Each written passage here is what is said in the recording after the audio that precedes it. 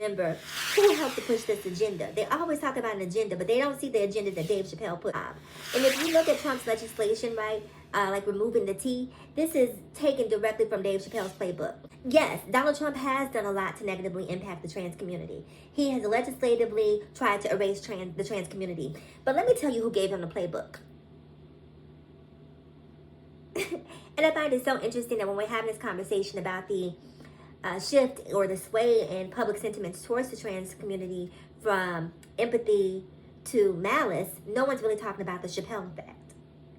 Dave Chappelle and Netflix, because Netflix is not going to pass either, Dave Chappelle and Netflix, heavy on the Netflix, basically conspired, in my opinion, to shift public perception. Dave Chappelle got on his Netflix special and essentially introduced the acronym TERF to the masses. Most people hadn't even heard of it, right? But he introduced TERF to the masses on his Netflix special and came back with special after special after special to be transphobic. Netflix paid him millions of dollars for it.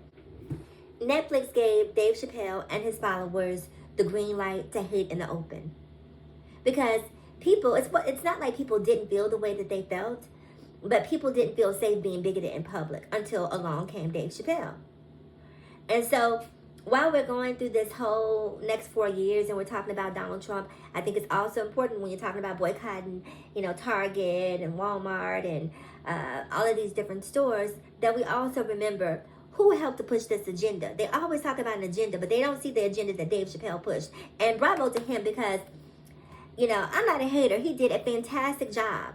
And if you look at Trump's legislation, right, like removing the T, this is taken directly from Dave Chappelle's playbook. When he talks about the rain community and the L's driving the bus and way in the back you have the T and everybody on the bus is looking at them like, why the hell are you here? This is exactly how Donald Trump is legislating now.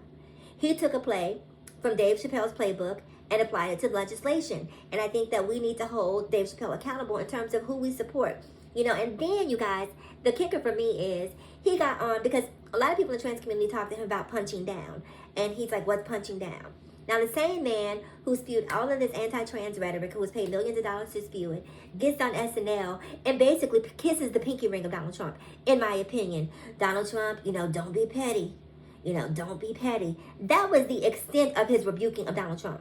Now, keep in mind, he's supposed to be so pro-black. He was so pro-black that the reason he walked away or the reason he got upset with Netflix and he's gone on these sort of anti-LGBT rants is because he wasn't able to use the N-word. These are his words, not mine. He was upset because producers told him, hey, you can't use he couldn't use the F word, excuse me, but they would allow him to use the N-word. But he couldn't say the F word that rhymes with hag.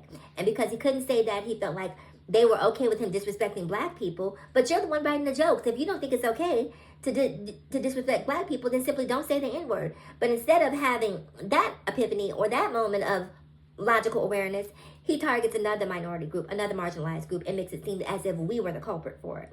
But then when you have an opportunity to punch up at Donald Trump, then all of a sudden you start soft-shoeing and pussyfooting, talking about, don't be petty.